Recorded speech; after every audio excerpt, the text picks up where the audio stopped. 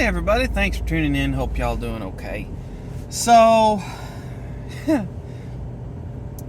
yesterday I was listening to some news and I wanted to kind of give my opinion on something that happened and that I think is pertinent. Well, I remember back a few years ago, Trump said a thing, which, okay, I voted for Trump in 2016. I did not vote for him in 2020. Essentially, the breakdown of the reason why is my state always goes Republican historically. There are exactly 2 counties, typically, that do not, that go Democrat, and the rest of the whole state goes Republican. And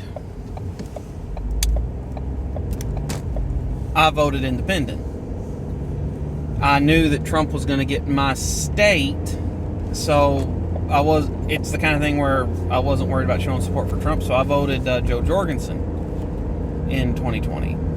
And my vote wouldn't have made a bit of difference one way or another. But anyway, Trump said a bunch of stuff.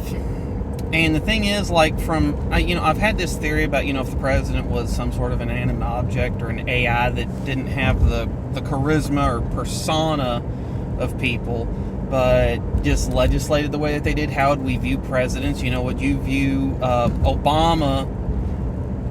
Obama's legislative legacy as flatter? Would his legislative legacy be viewed as flatteringly as it is if he had zero charisma? I don't know. I'm just posing a question here. But anyway, Trump said a lot of stuff. I really liked him from a legislative perspective. I liked the fact about his personality that he would not let anyone get over on him or intimidate him or speak a mistruth in a debate, in a Q&A, in a presser, whatever. I did like that. I didn't necessarily like everything that he said,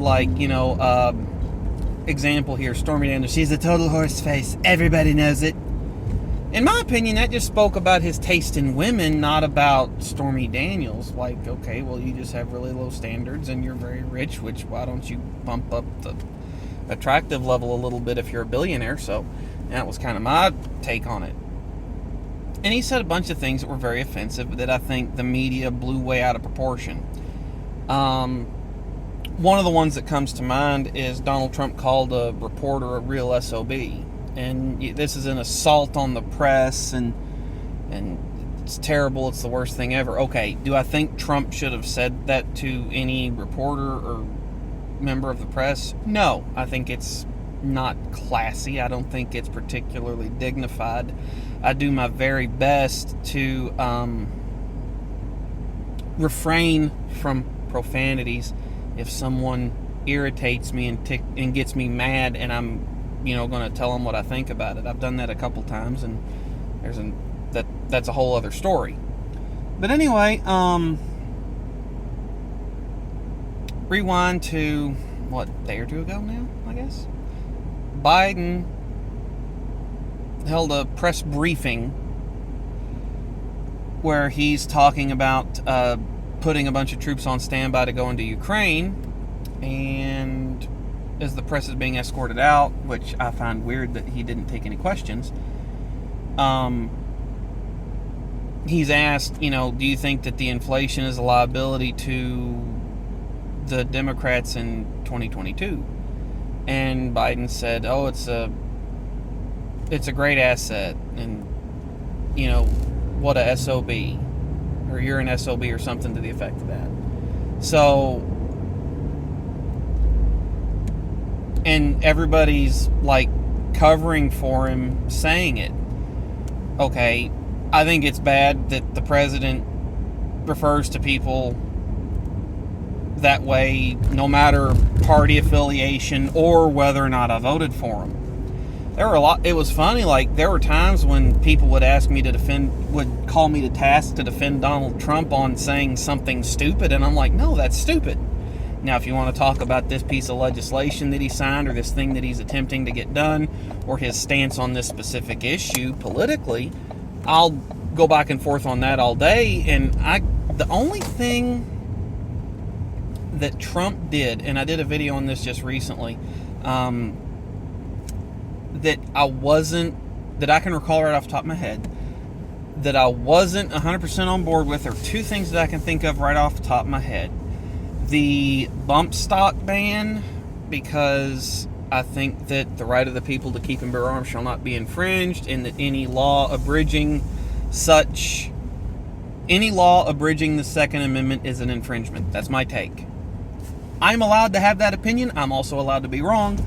That's just my hot take on firearms regulations when it comes to what you can and can't have. That's why I voted Jo Jorgensen, because her entire take was you can have whatever you can afford, and that she was going to do away with a lot of red tape and regulation concerning firearms, because it's proven that they really don't do anything, and a lot of times they have unintended consequences. We'll just say that. So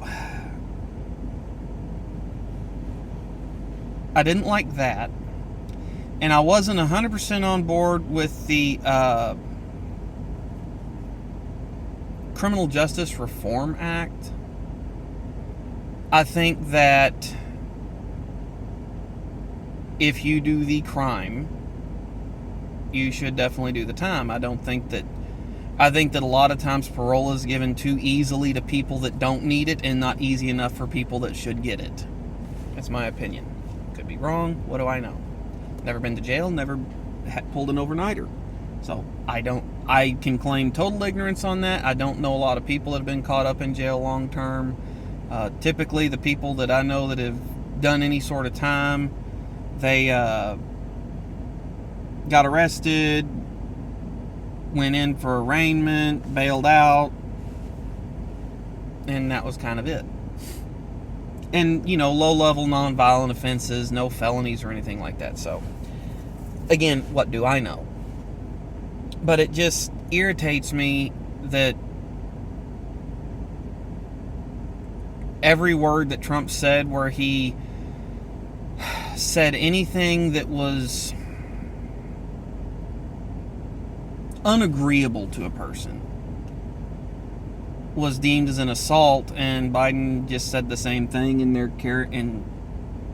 all but Fox News is going to carry his water, and it just irritates me. So that's what I got on this one. Thanks for tuning in. Catch y'all next time.